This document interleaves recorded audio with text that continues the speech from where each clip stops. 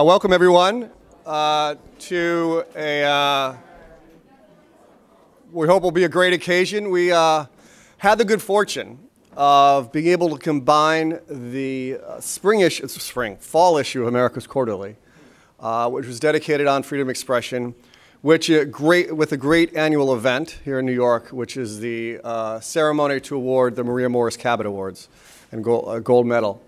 And it wasn't just pure serendipity. We relied a lot on the support and ideas of Carlos Lauria, who'll speak a little bit about trying to capture some of the issues and themes in the region around freedom of expression, and also for suggestions of some of the authors, most of whom we have up here.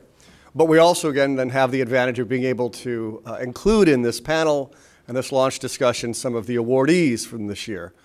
John Lee Anderson, Donna Cisnari, and Mario Coney, who's also an author in this year's issue. And just by way of a brief plug, John has an amazing article in this week's New Yorker on Cuba, which I'll be talking to him about. And as always, a very artful way of depicting the very fine line in the way people flirt with it for freedom of expression and writing in Cuba, with a little bit of a nod towards how things are changing, or seem to be, but we'll get into that later. What I'd like to do is have Josh Friedman come up and also welcome everyone here. Again, Josh is the director of the Maria Morris Cabot Award and has had a very busy week with all of the awardees here. So, Josh. Thank you, Chris. There was some miscommunication, and I was told to prepare to speak for 15 minutes. But luckily for all of us, I'm not going to do that. I now learned I'm supposed to speak for 2 minutes. So anyone who wants to see the text of my talk can email me. I'm just kidding. I'm just kidding. I've been talking too much this week. I'm really excited to be here. We're very proud of this year's winners. We're always proud of the winners, but this year we have some outstanding people. And they really symbolize what the whole point of the Cabot Prizes is. This year was the 75th anniversary of the Cabot Prizes. And it's the oldest international journalism award presented in the U.S. or anywhere in the world, I think. It's very seriously done. We have a board which spends 2 days going through the nominations, winnowing out the best. And the competition is very strong. It's an excellent board. The point of the prize is basically to recognize the use of journalism to promote inter-American understanding. But maybe because of my own background, one of the most important things is to use it as a shield to protect journalists who are having problems with Latin American governments or Latin American drug dealers or anyone else who seems to be a critic and wants to do them harm. We had a very moving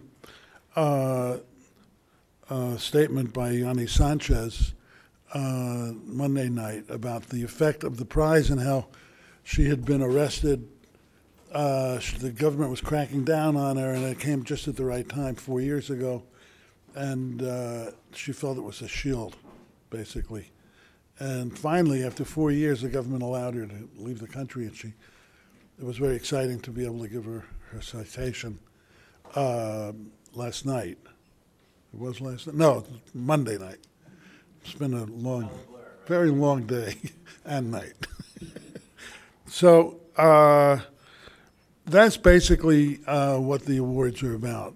Latin America needs such things. The one thing that struck me since I've been doing this is that unlike the United States, where there's a huge number of countrywide organizations trying to defend the press or speak for the press, and in Latin America, there's not that. There are fewer, really. Some are regional, but generally the level of organizing to protect comes at the country level. And even though your next speaker will talk about his mighty efforts to try to improve that. But the prize is we're trying to use the prize as a way to encourage more solidarity among journalists from the entire continent, both to protect themselves but also to raise the quality of journalism in Latin America. It's very tough to be a journalist. Latin American journalists don't get paid enough, really. Frequently, their employers are involved politically or commercially with the government. There's this terrible epidemic of drug violence, now moving from Mexico down into Central America. So it's a very tough job to be a journalist in Latin America. I think with that, I'll stop talking because I'm going to introduce Carlos Loria, who is probably the single most champion and protector of journalists in Latin America. I've known Carlos for a long time. He's originally from Argentina. He came here in '94 as the bureau chief for Editorial Perfil, the largest magazine publisher in Argentina and now in other countries.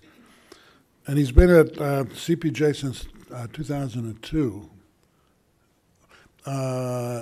He's had a tremendous effect. I think Carlos is well known throughout the Americas by people when they're in trouble. His phone rings. He's always encouraging people to get together. He's really committed to what he does, and he's a lot of fun to work with. I've made a few trips with him. We had an amazing experience at about 1 a.m. with Evo Morales in his pajamas, which begs more explanation. I don't want to detract from Carlos's time. So thank you all very much for coming, and here is Carlos.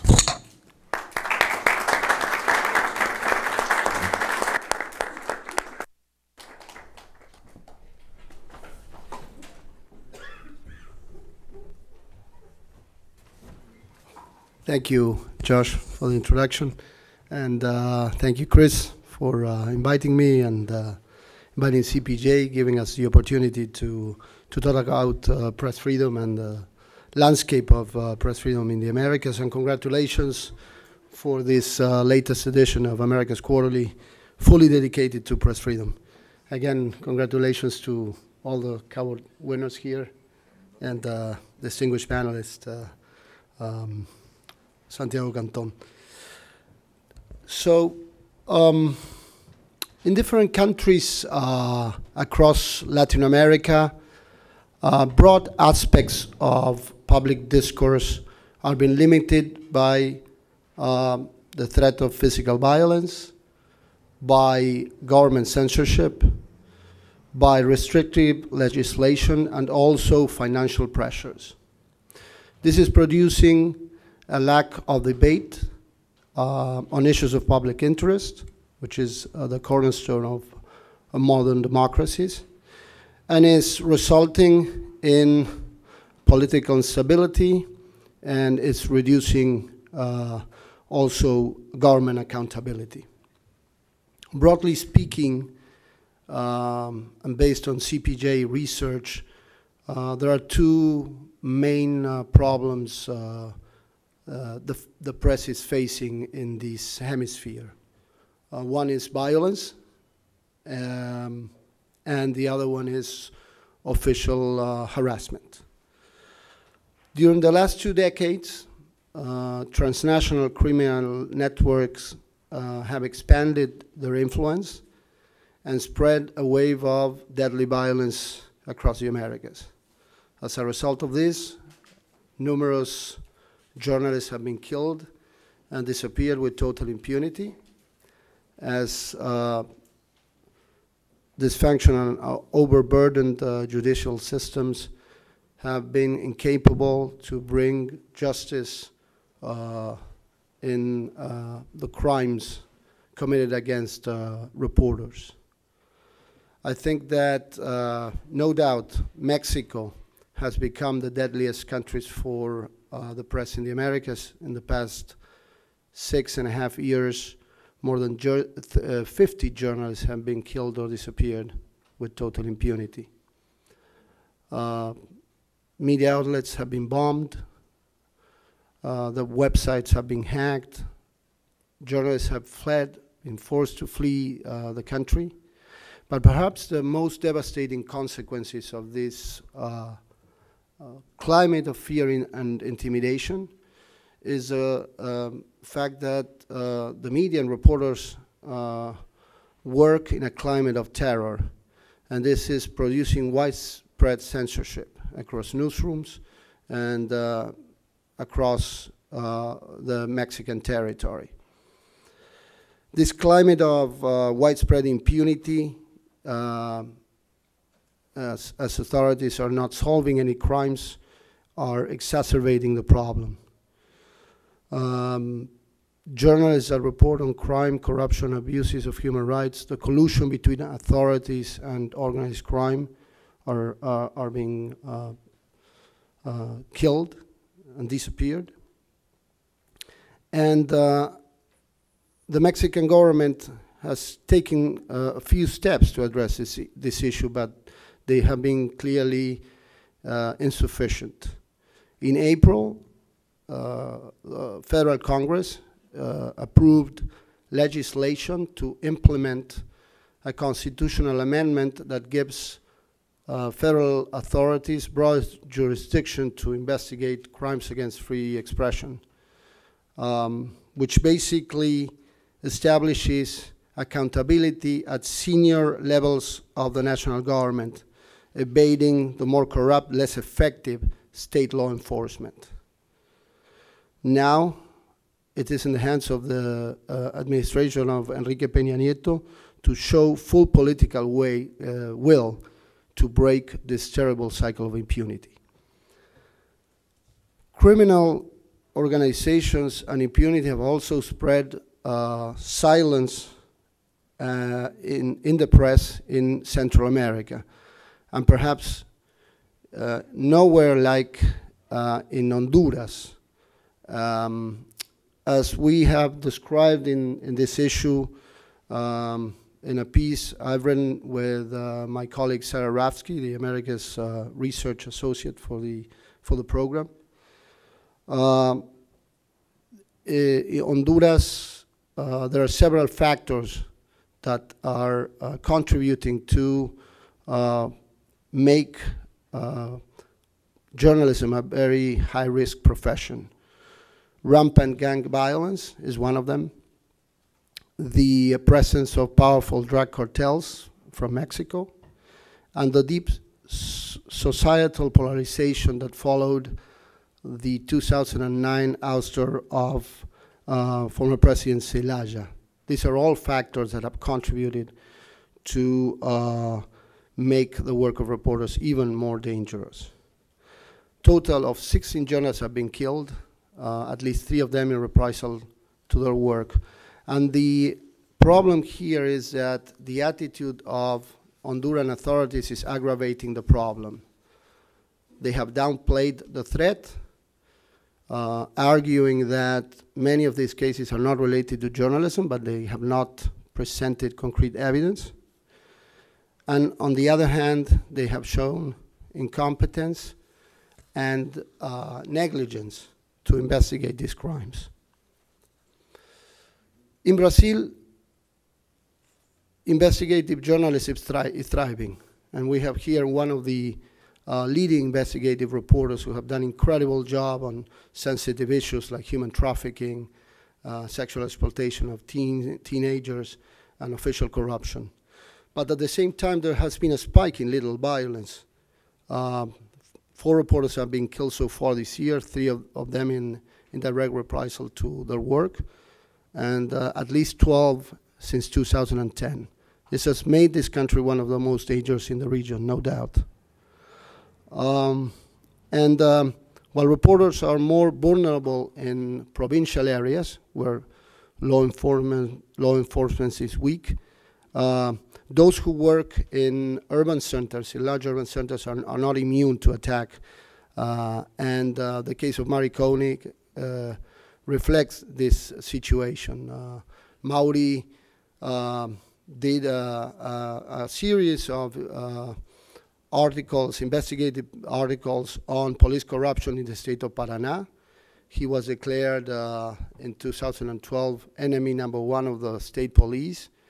And after receiving a CPJ award in November, he came back to Curitiba, and he was told about a plot to kill him and his family. So he was forced to flee the country for several weeks.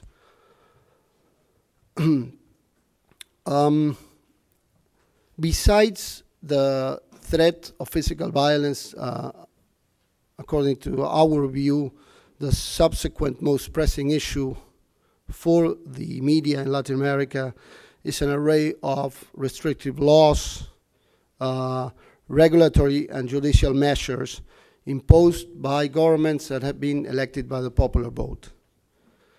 Showing disdain for the institutions of democracy, several governments are seeking to both stifle dissent and control the flow of information. Venezuela provides the starkest example of the lack of tolerance to different views and opinions. As our research shows, in the last 14 years, Venezuela has used different laws, regulatory measures, judicial decisions to progressively break down the private press, with a majority in the National Assembly and with control over the judiciary and the regulatory bodies. Dozens of broadcasters have been closed. Critical coverage has been censored. Reporters have been sued with defamation, and critical journalists have been intimidated and threatened. And Venezuela has served as a model to other leaders in the region who are trying to weaken the press. And perhaps no one better has learned the lesson better than Ecuadorian President Rafael Correa. The policies of President Correa has transformed this country into one of the most repressive nations in the hemisphere. The press is being harassed, programming in private networks is being preempted. They have just passed a very restrictive, one of the most restrictive pieces of legislation in the last decade in Latin America. The law of communication has been approved by Congress in June, and the president himself and government officials have filed a series of debilitating defamation lawsuits, both civil and penal lawsuits. In the past few years, Cuba has projected an image of a nation that it's opening up economically, but unfortunately, the president of the government of President Raúl Castro has not taken any important steps in order to promote freedom of expression. I think it's a positive decision, the idea to lift travel to dissidents so they can travel abroad. You know, Johnny Sanchez received the Cabot Award in 2009. After 4 years, he was able to come and receive that in New York. But harassment and intimidation of independent journalists and political dissidents continue to be constant. Lastly, I would like to refer briefly about the situation in the United States. A CPJ report, which was launched almost 2 weeks ago, written by a former executive editor of the Washington Post, Leonard Downey, and researched by my colleague Sarah Rafsky of the Americas program, shows that the aggressive prosecution of whistleblowers who leak classified information to the press, a massive surveillance, are sending a chilling message to journalists and their sources, particularly on issues of national security that are of vital importance to the public. These actions have clearly worsened the press freedom landscape in the United States, but at the same time, they set a very bad example to the rest of the world, where governments regularly justified intervention in the media by citing national security. Thank you.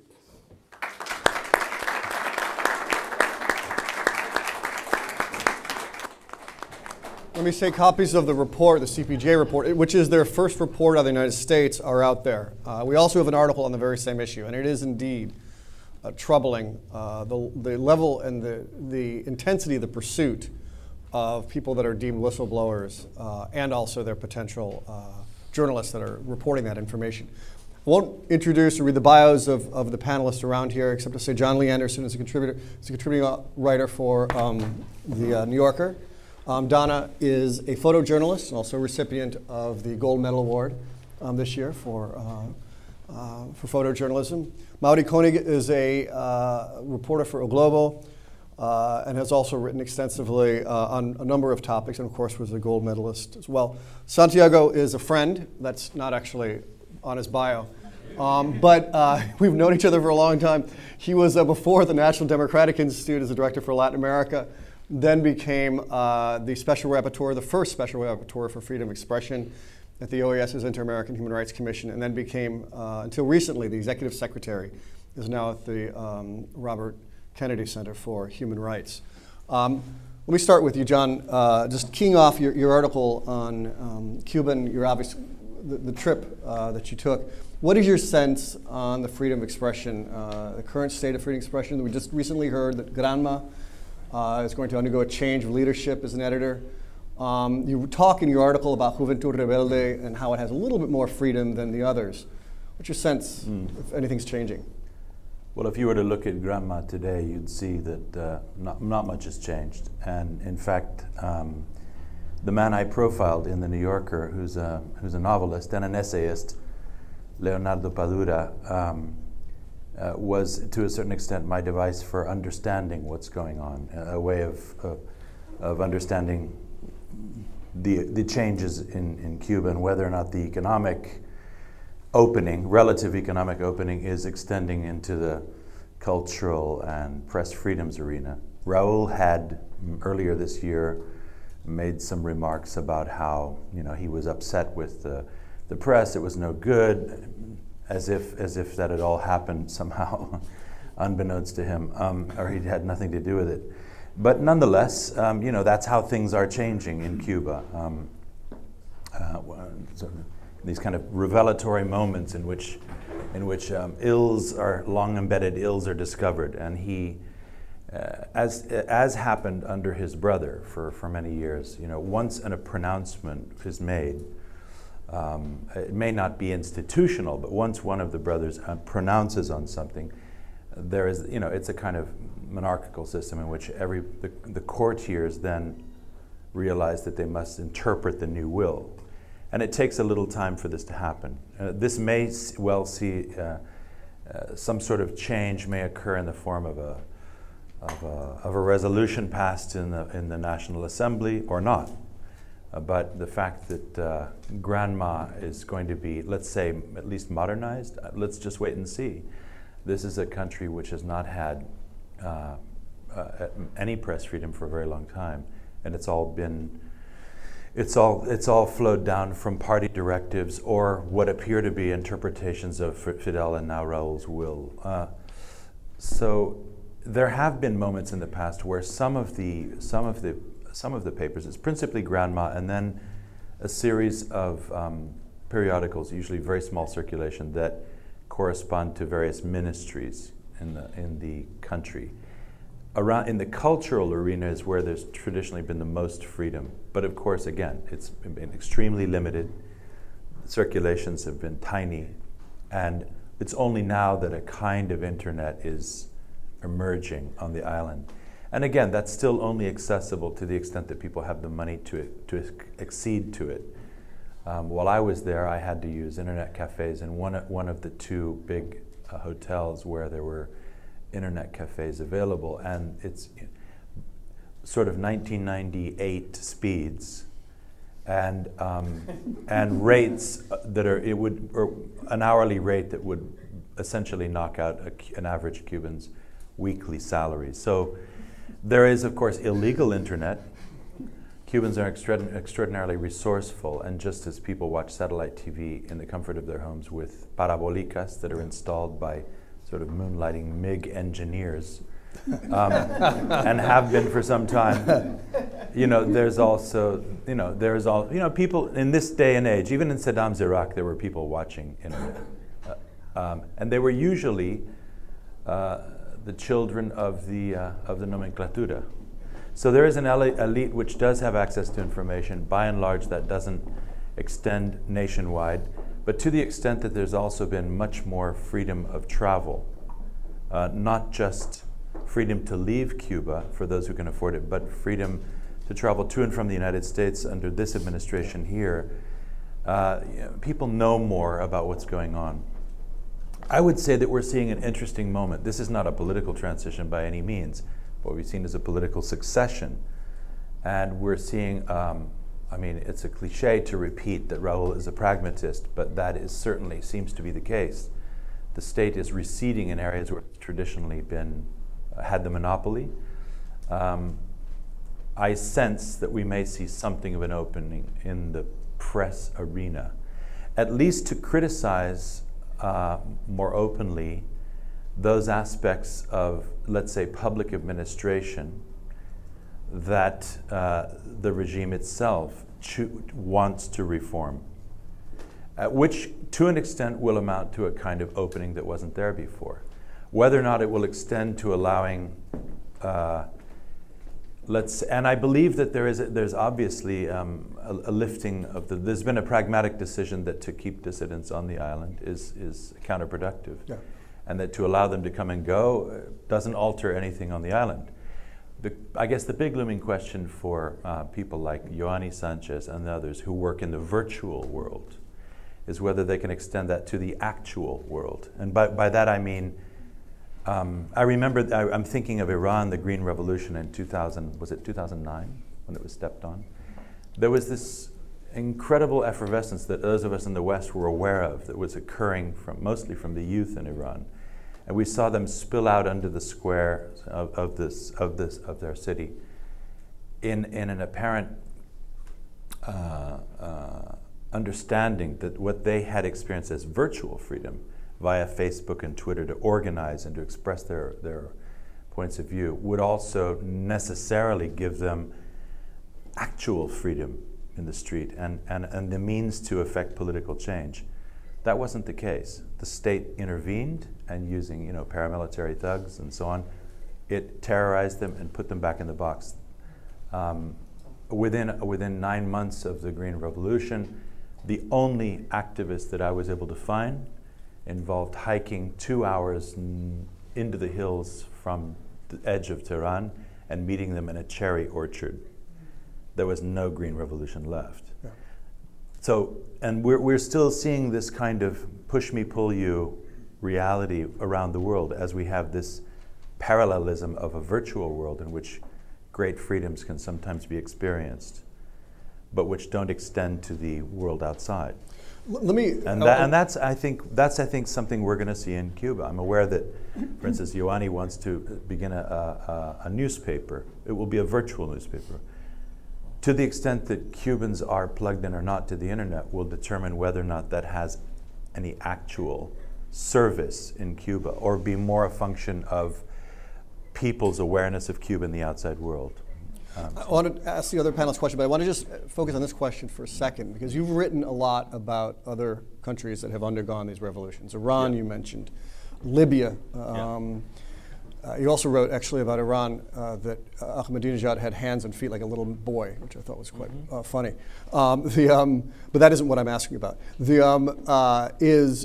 How do you compare the sort of the government capacity and willingness to, say, repress in those countries to Cuba, and the sense of the own domestic constituency of the dissident community? Because the standard trope on the dissidents in Cuba is they're more recognized externally. Internally, they don't have any pull. So give us a little bit of comparative sense across repressive regimes, how independent dissident communities compare, and also the state's willingness to repress. In the spectrum of dictatorships that I've known in the last decade or so, dozen years, I would have to say that Cuba is on the, if we were to call them, this is Pepsi Light. and Saddam Hussein's Iraq was, I don't know, classic cola. It was in Saddam Hussein had erected not long before I traveled there in 2000 for the first time, he had passed a decree law calling on amputation of the tongue for anyone who spoke against him or members of his family. And as a result, the entire country was mute. Nobody spoke, simply did not speak about Saddam Hussein. I actually eventually met someone who had had his tongue amputated, and it was beginning to grow back. He was learning how to speak again. They hadn't amputated the whole thing. Unbeknownst to me, you can actually grow back part of your tongue. Anyway, that was incredibly effective. By comparison, in Cuba, traditionally, it's a very small and intimate society. It's a very oral society. So people had adapted means to communicate the actual stuff of life, the real news on the island, orally, around the island, very quickly. If you're in Cuba for a few days, you know what's really happening because people say it to one another. There's a kind of version of the Bush telegraph in a lot of countries, and that wasn't really altered by the regime.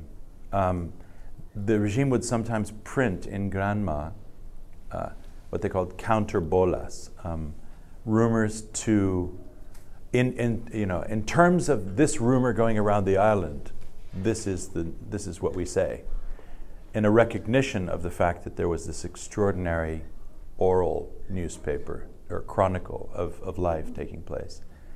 In terms of the dissidents, that's why I talk about that, because that's also been the way one can find out about the status of the dissidents, say in Cuba. In the case of Iran as well, and generally in the Middle East, dissidents, there's not this sort of thing of tolerated dissidents. They become political prisoners, they go into exile, they're put under house arrest very quickly. In the case of Cuba, there's been a mix of tactics and of relationships. Very often you'll find a dissident who earns the opprobrium of the regime because of a speech they gave or a circular they published. And a few years later you'll find out that if you ask about that dissident, again on the street from people, they'll say, that person is working for the regime. And the assumption I've always had in those cases is that, in most cases, I doubt that that's true. In a very few cases, it might be. Again, because of the kind of coercive nature of the small island, the difficulty of living as someone who is different in a place where uniformity is almost obligatory and tantamount. Life can become very difficult if you're the different person. But in most cases, this would appear to be the work of the regime itself in order to isolate, ostracize, and neutralize a dissident, to the extent that they're no longer capable of convincing anybody of their dissidence.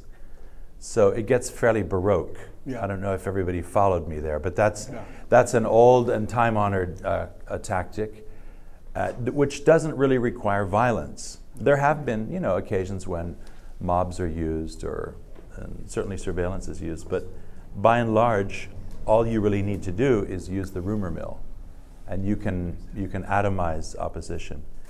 I'm not sure that really answers your question, but there's a whole range. The subtlety of the comparison. Yeah.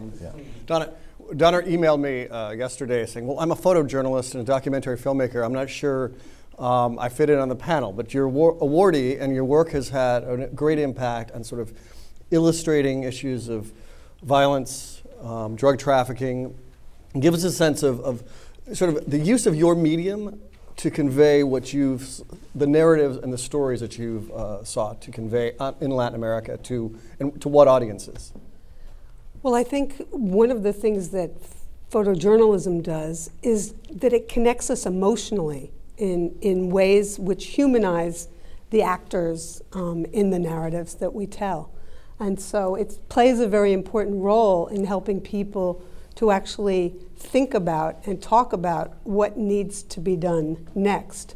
You know, we're dealing with a population, when we talk about MADAs or gang members, that commit horrendous crimes. That's absolutely true. But there are also teenagers and children who are growing up in environments where they don't have many options.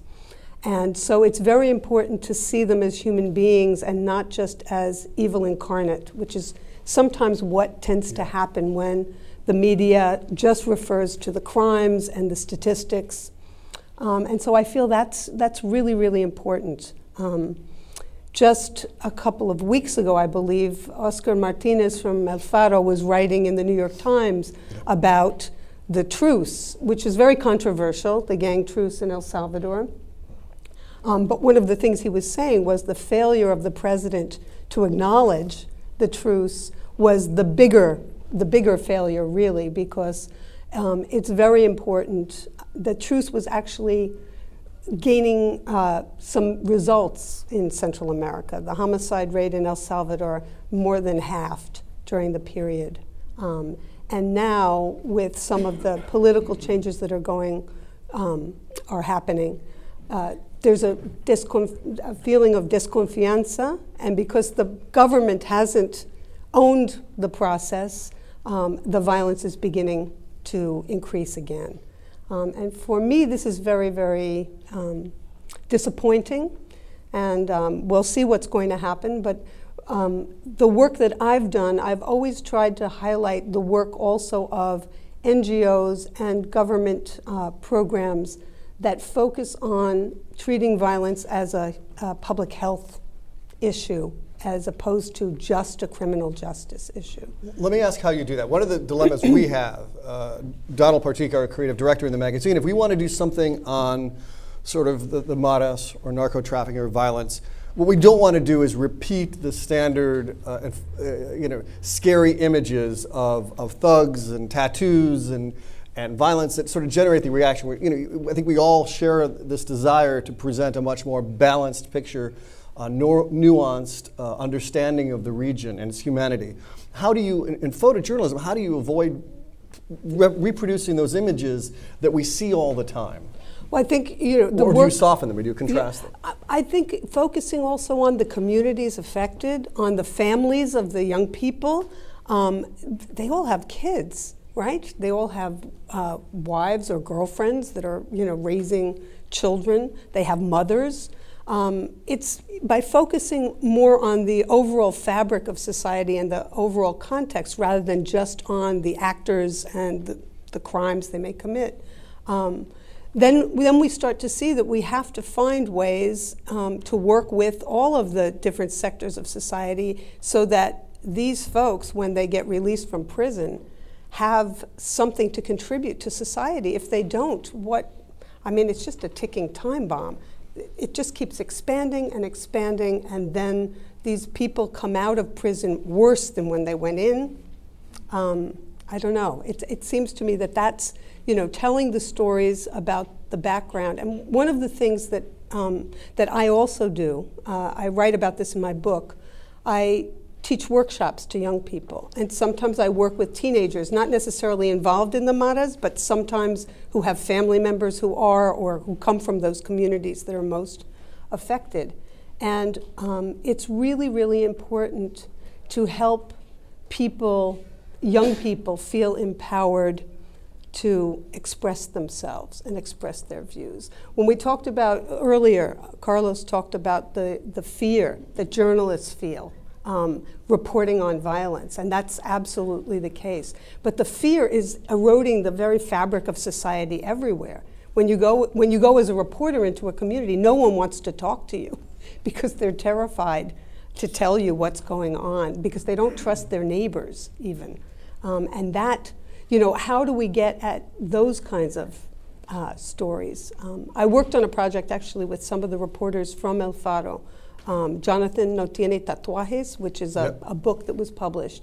And that was part of what we were trying to do. We were trying to choose several different stories, several different angles, and then go in and tell the story of how violence was affecting the community as opposed to just looking at the supposed perpetrators of the violence. Yeah. Right. I'm going to shift to Spanish. Mauri speaks Portuguese and Spanish. ¿Has entendido un poco lo que hemos hablado antes? Tu artículo, que es escalofriante, de los ataques y la impunidad en Brasil que está ocurriendo. Explíquenos un poco por qué se está pasando, porque yo creo que la imagen en general en la región y el mundo es que Brasil está evolucionándose hacia una democracia mucho más abierta, con mucho más libertades. Explíquenos un poco las razones, las condiciones y las razones. Sí. Bueno, perdón por no hablar inglés. No hay que perdonarse. Perdón por no hablar portugués. Bueno, Brasil vivió por 21 años un régimen autoritario, dictatorial. Pero desde 85, al año 85, vivimos en una democracia, en tesis una democracia, pero no está todavía concretizada la democracia. Y entonces, desde 85 no tenemos el Estado brasileño como una amenaza a la libertad de prensa en Brasil. Pero tenemos muchos agentes, funcionarios del Estado o de la parte de seguridad pública, en fin, alguien del Estado en sus instancias más pequeñas que implican en restricciones a la libertad de prensa. Pero estos son casos puntuales. Cuando el periodista va a hacer, por ejemplo, el periodista va a hacer una investigación y que va a aclarar cosas que no le gusta a un policía, a un grupo de policías, a un político local de una pequeña ciudad o de un departamento de Brasil. Pero yo creo que hay dos causas más importantes que ponen en riesgo la libertad de prensa en Brasil. Porque Brasil, en tesis, vive en una democracia, como le dijo, pero nosotros tenemos una libertad de prensa parcial en Brasil. Yo creo que sea por dos motivos principales. Uno que está en la raíz del problema de seguridad en Brasil, que es la impunidad. Tenemos en promedio en Brasil, de cada 10 casos de asesinatos, solo uno caso en 10. El autor de este homicidio es castigado, es descubierto, es castigado por la justicia. Tiene que ir a la cárcel o bueno, va a ser juzgado por eso, por el crimen. Los otros 9, la gente o no es descubierta o no es castigada por la justicia en Brasil, que está muy retrasada, es muy demorada en sus investigaciones y investigaciones que empiezan con la policía en el juzgamiento por la justicia. Todo tarda un poco en Brasil.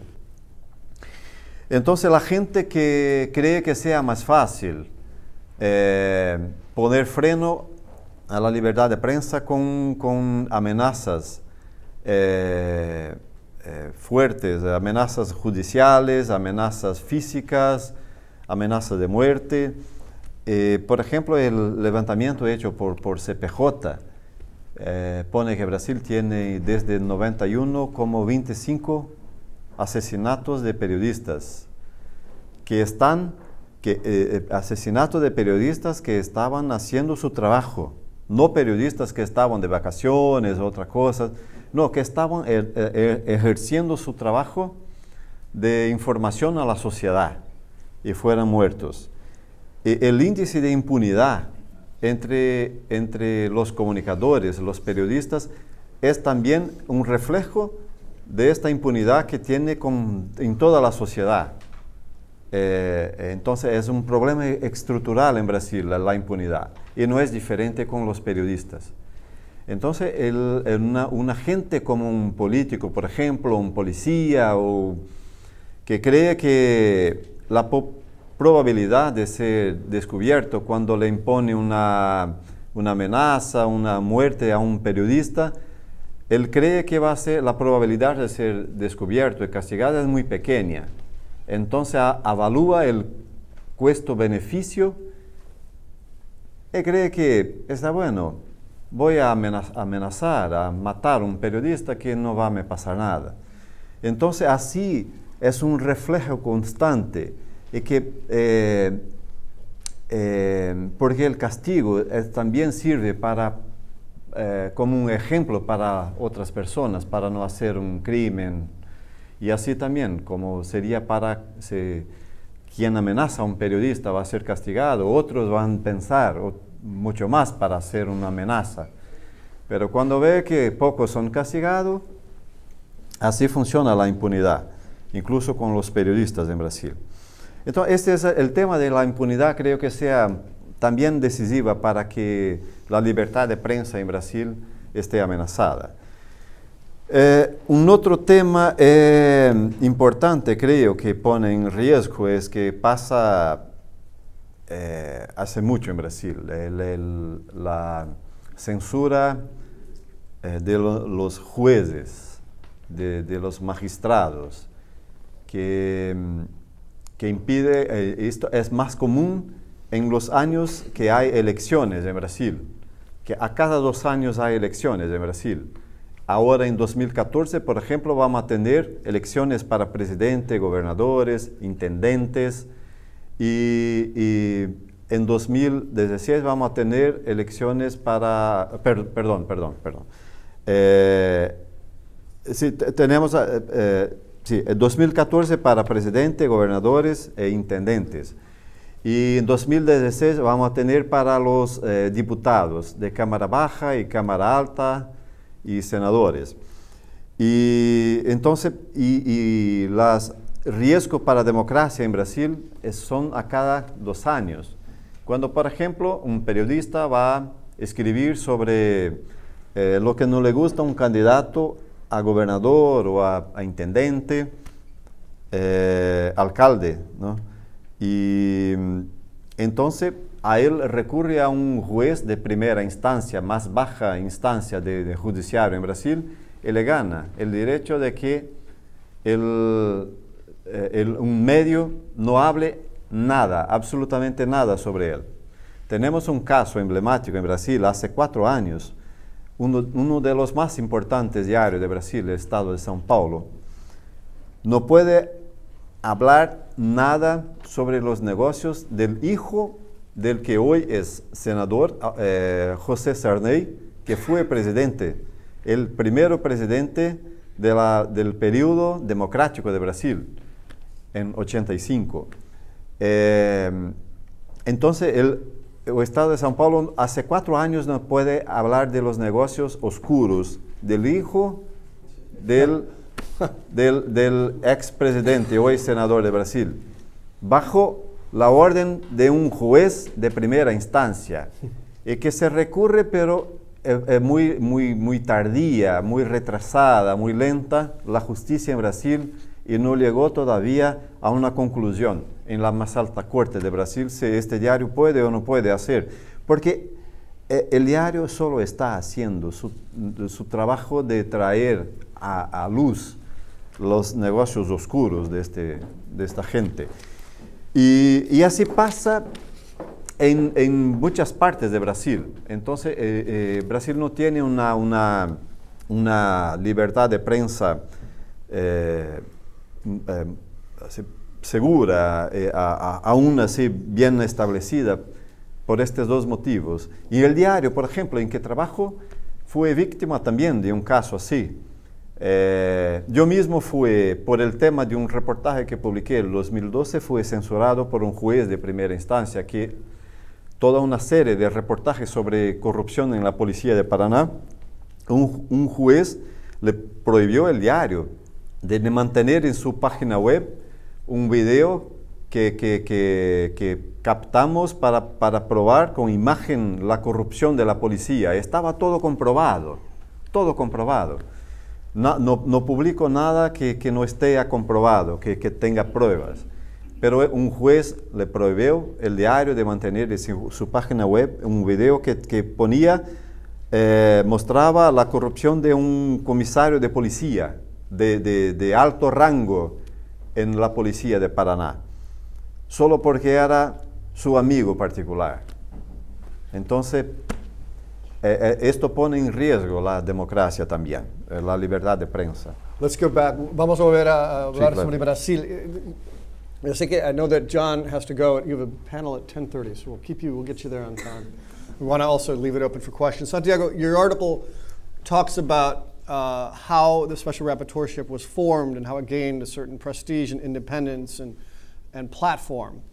But explain a little bit what happened in the last year. Because it's always clearly under attack. It can be contentious, but explain a little bit what happened this year and the results. Great. Thank you. Thank you very much, Chris. We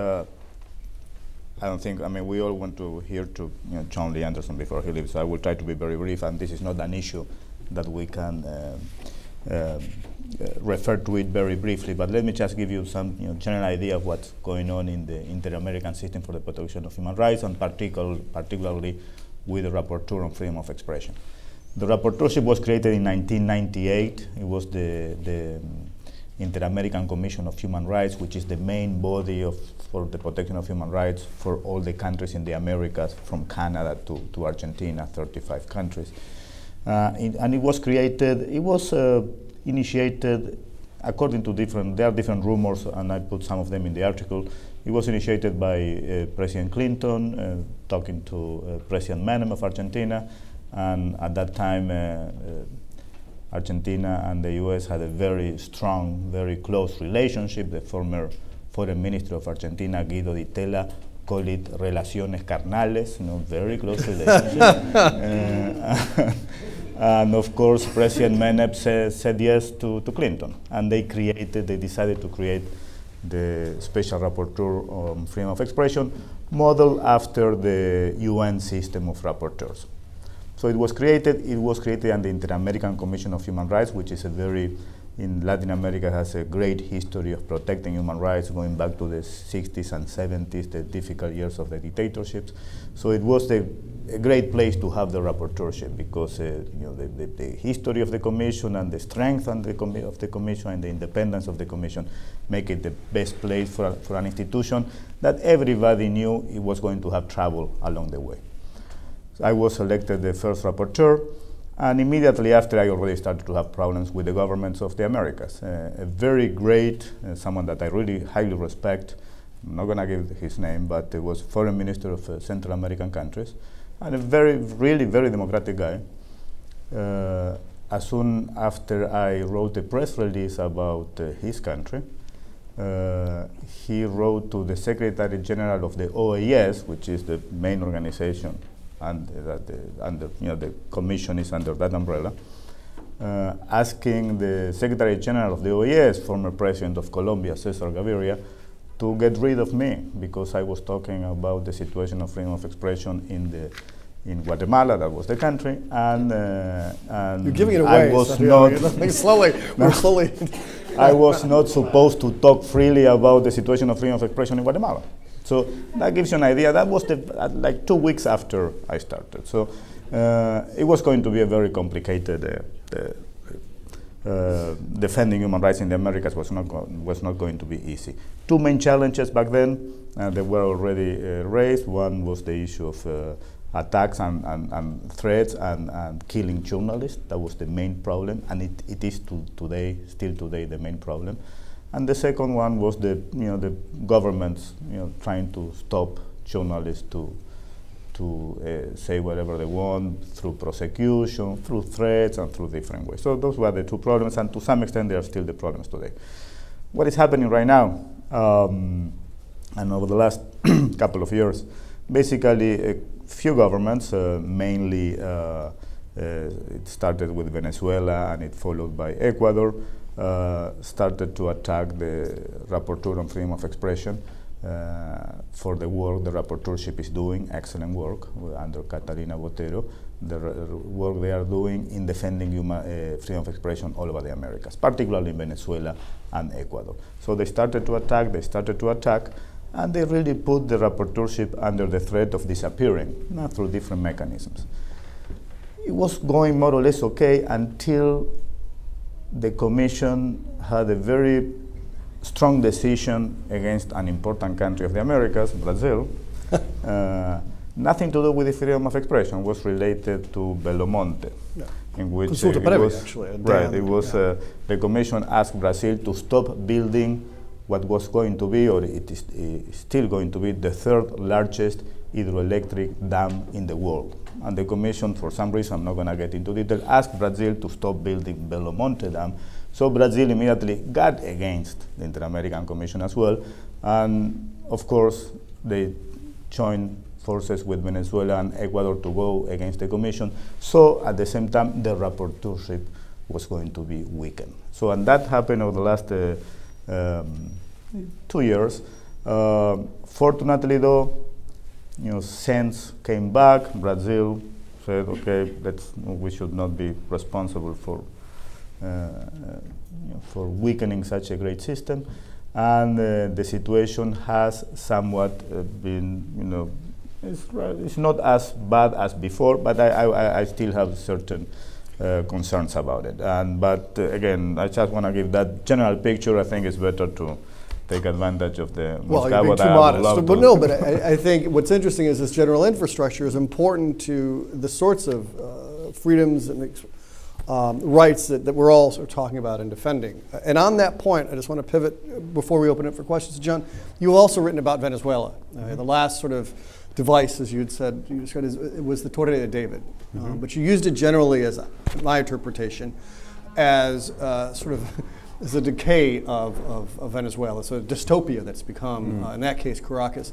Give me a sense of sort of what this means beyond just infrastructure, more about sort of social mores, and if you dare, sort of what this means for rebuilding Venezuela under any government, any leader. I mean, is it? Well, the disarray there is it's really extensive now, and although I think that personally, I think that Hugo Chavez was a well-intentioned man. He was not by nature and did not begin as a sectarian or a violent man, even though he was a military man, and even though he tried to pull off a coup.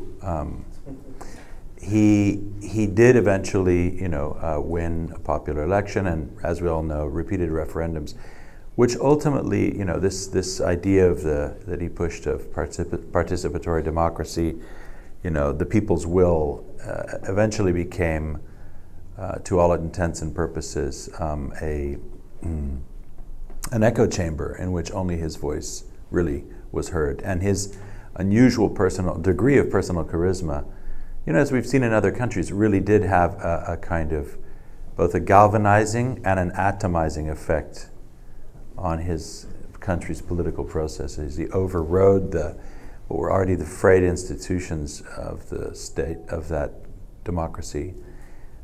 Initially, I think the opposition in the country were at fault for not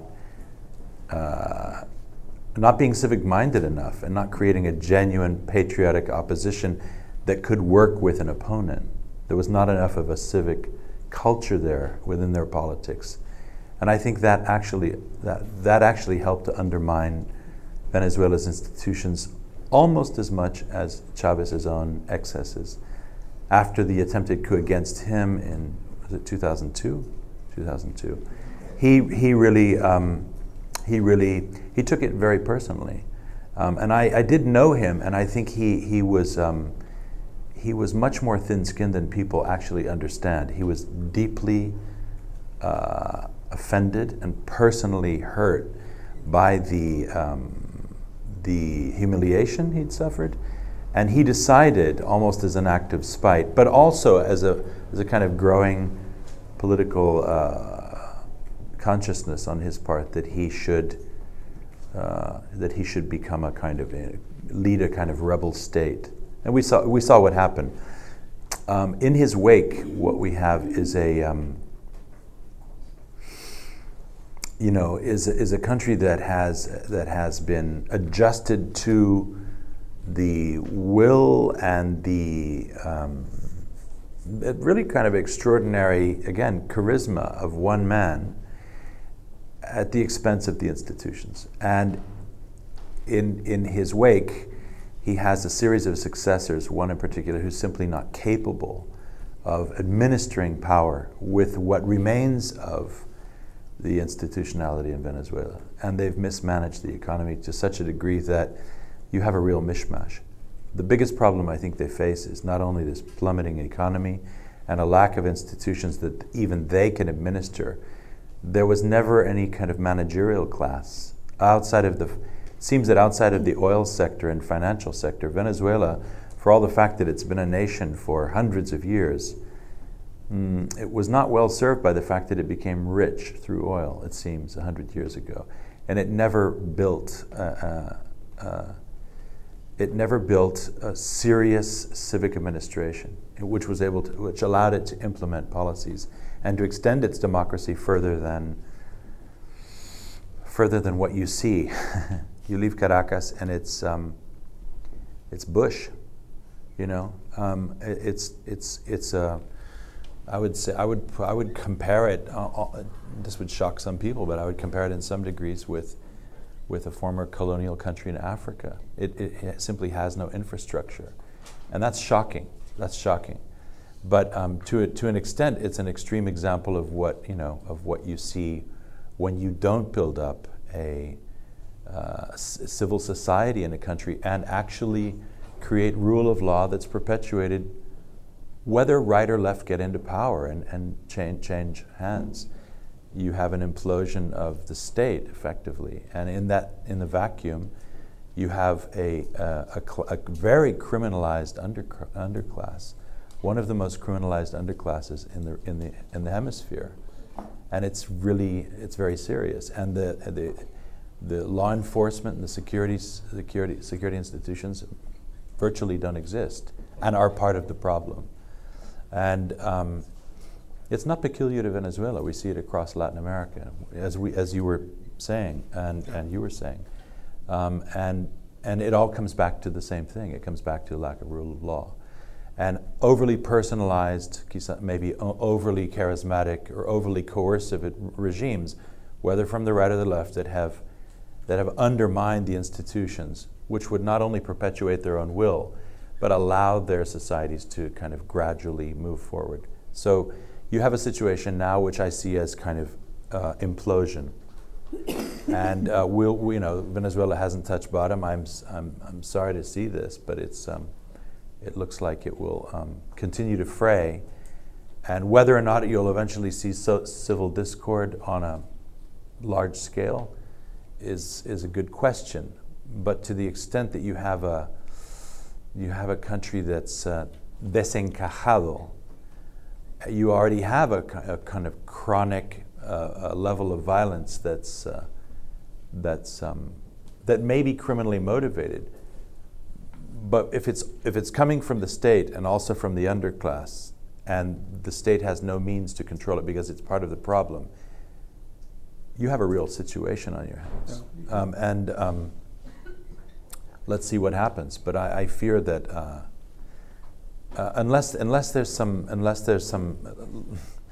pragmatists, I don't know. Will Venezuela produce a Raúl Castro? I don't know. Will the kind of polarizing rhetoric that we see doesn't help. I think it's important that other countries, whenever they see an opportunity to help Venezuela out of its hothouse, whenever there's a positive signal that seems to issue forth, even if it requires interpreting what might be an excessive language or attitude, then that moment should be seized, because it's not just the regime, it's the country itself, and the effects of that country's collapse will be large scale. There's a lot of smaller countries, obviously, that are dependent on Venezuela now for the subsidized oil. It's not a bad thing that they're receiving subsidized oil, but you know, the house itself has been home base has been unattended, has been neglected, and that's the real problem there. It serves nobody's purposes to see a kind of wider collapse in Venezuela. The risk of almost Durkheimian anomie. But it also needs to reinstitute genuine rule of law and to respect its institutions, and you know, at the moment it's a black hole. So. Yeah. Let's open it up for questions. We have one all the way back behind the camera, actually. So. How many did you go, Chris? Okay. Well, hold on 1 second before you ask a question. I hope it's not directed to John, because he does have to go. And so, actually, please join me in congratulating John in the Maria Morris Cabot Award, and coming here. Thank you very much. Yes, appreciate it. Let's put that down. Go ahead. Gracias. I would like to see if I can get the answers in Spanish, if that would be possible. Yeah, sure. Respuestas en español. Yeah, from all the panelists. Okay, plantéalo en español entonces, puedes. Okay. And it will be, básicamente la pregunta es si nos podría hablar acerca del impacto de las leyes de medios que se han creado en América Latina y que podrían afectar realmente el futuro del periodismo en Brasil, pero también en otros países como él mencionaba, Venezuela, México, Ecuador, algunos positivos, otros negativos. ¿Cuál es la impresión que ustedes tienen de estas leyes y lo que podríamos ver en los próximos años? Sí. Bueno, hay el debate de las leyes de medio en Brasil se intenta sofocar, porque hay una gran concentración de poder de grupos de comunicación en Brasil. Nosotros tenemos en Brasil como 6 grandes grupos de comunicaciones que dominan, casi que dominan el pensamiento de lo que la gente tiene que pensar en Brasil.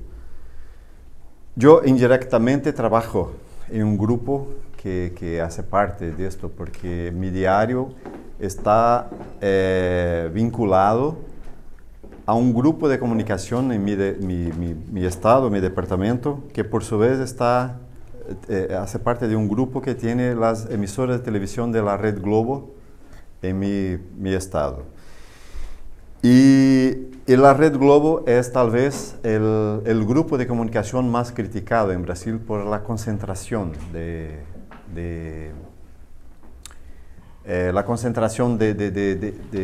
vehículos de prensa. Tiene emisoras de radiales, tiene de televisión en todo Brasil, diarios también, revistas. Y este es un tema que no está muy claro en Brasil, las leyes de medio, porque se intenta sofocar. Porque claro, ahí es un embate que tanto el gobierno cuanto los medios están saliendo por la tangente. El debate no está puesto todavía en Brasil como se debía. Porque hay miedo de dos partes. Cuando, por ejemplo, Lula fue presidente en su primer mandato, se intentó crear un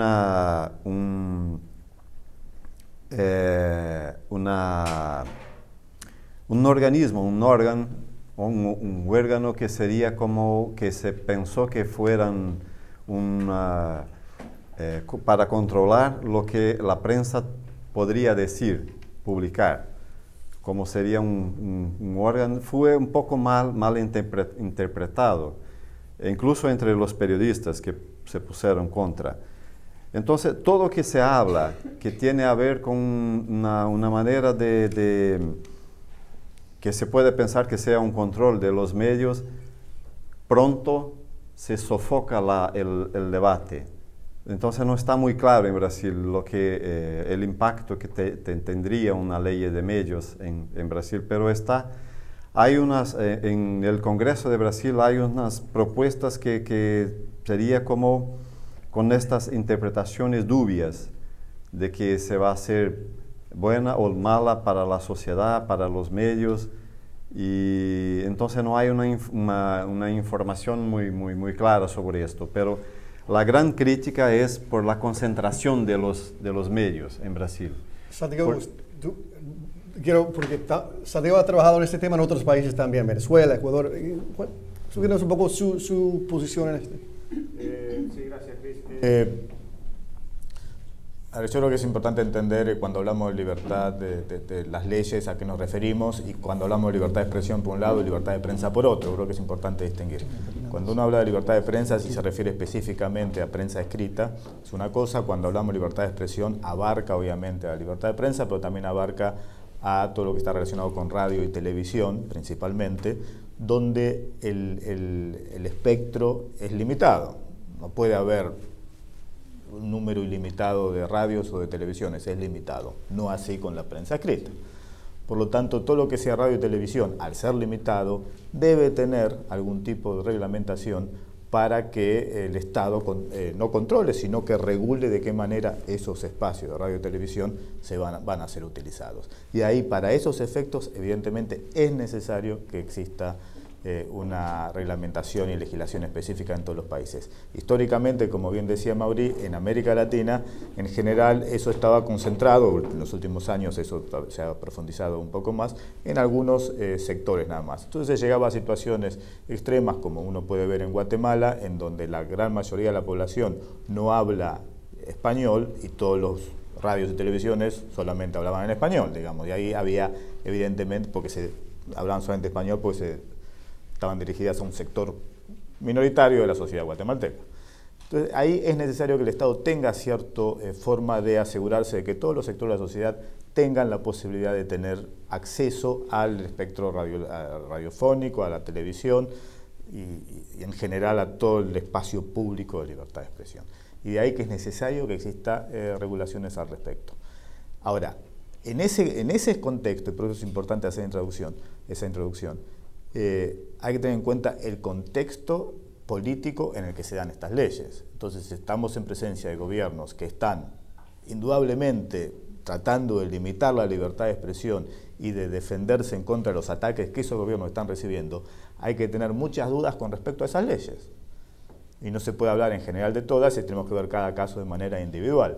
Hoy por hoy tenemos distintas leyes que ya han sido criticadas por la Relatoría de Libertad de Expresión, por toda la sociedad civil, como por ejemplo puede ser lo que está pasando en Ecuador o Venezuela, y se está viendo lo que está pasando en Argentina y Uruguay, y hay que esperar ciertas decisiones. En el caso de Argentina, la decisión de la Corte Suprema, porque puede ser muy importante para toda la región, no únicamente para Argentina.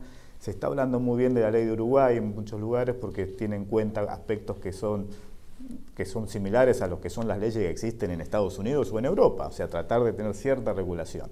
Entonces, hay que ver cada caso de manera individual, y creo que es un error tratar de decir que todas las leyes son necesarias o que todas las leyes son malas para la libertad de expresión. Take one last question before I wrap up. Does anyone have there was one hand that was up and then it went down when I called. Yes, sir. Yeah, you. Introduce yourself if you could. I'm Nelson Bocaranda from Venezuela. I have been... To the microphone. Sorry, I'm Nelson Bocaranda from Venezuela, and I have been more than prosecuted threat by the government and by Maduro after I discovered Chavez's disease and forced him to say he has cancer. And then when I denied during the last year all what they say, that he was okay and and he was talking 5 hours, and now they are, they are, me están cobrando. They're revenging me now, anyway. But we have more things now. I'm sorry that John left, John Lee, because he's doing some story on something new in Venezuela with the narcotráfico, the narco traffic, the drug trafficking on the military side. Last seizure in France of 32 bags with 1 ton and a half of coke and so. Also, you know, now we are out of all the human rights commissions and everything, and then any threat, we have been held by the CPJ, the Committee to Protect Journalists, and so, but they don't pay attention, they don't care about anything that happened. The new way for them to censorship always has been the revoked licenses or self-censorship for the media. We're afraid of losing radio or television, as the Radio Caracas or even Globovisión, but it's a new way for them to increase the earnings or the money on some groups next to the government to buy media. They just bought Globovisión, and now we don't have any electronic, TV media voice. And also, they just gave a lot of money on some gain with the dollar exchanges to another group to buy Últimas Noticias, Cadena Capriles. Yesterday they signed somebody very keen to the government, and then now every day we are more restricted on our voices. And the question is, what can we do now that we are out of all they don't pay attention to anything. And now, since 2 weeks ago, we have a new, instance of the government handled by the military, absolutely military, to censorship, to decide who is interior or exterior enemy of the government.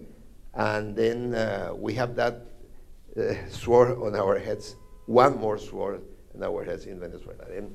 Santiago, this is, speaking by the way, of Chavez having a thin skin, Chavez once made fun of Santiago Cantón's last name. No sé si soy la persona indicada.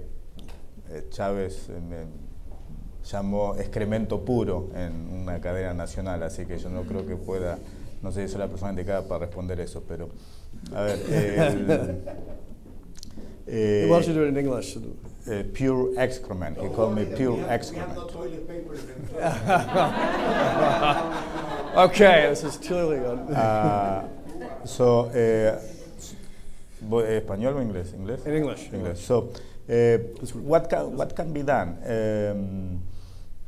There is a lot of misunderstanding of what means to leave the inter-American, what the government calls to leave the inter-American system for the protection of human rights.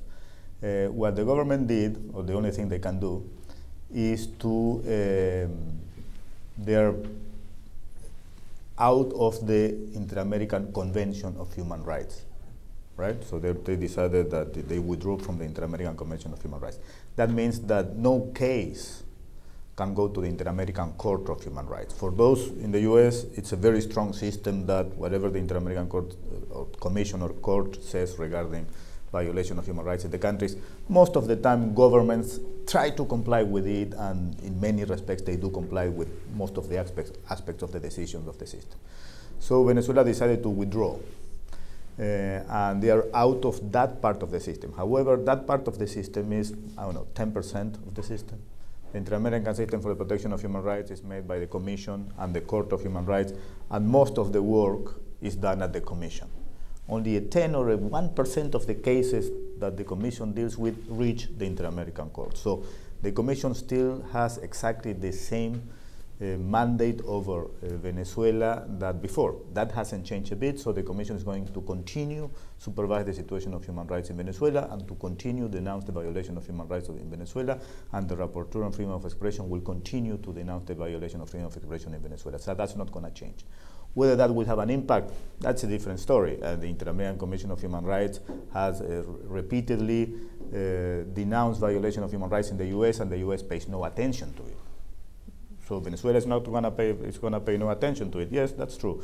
But human rights is more than that. Human rights is also creating the information, archiving the information, making sure that when tomorrow there is a change in power, there is a background of what happened in the country, this information of what happened in the country, in order to, to revert to the, to comply with the decision of the system, to give to give back to those people that suffer human rights violations, to give back what was taken away from them, and so on. So it's not like there's nothing to do right now. There's still a system, there's still a commission that can work and is working in defending human rights in Venezuela. So sorry it was too long, but needed it. No, that's very good. With that, we'll end. Please join me in thanking the panelists. And also outside, there are America's Quarterlies for sale.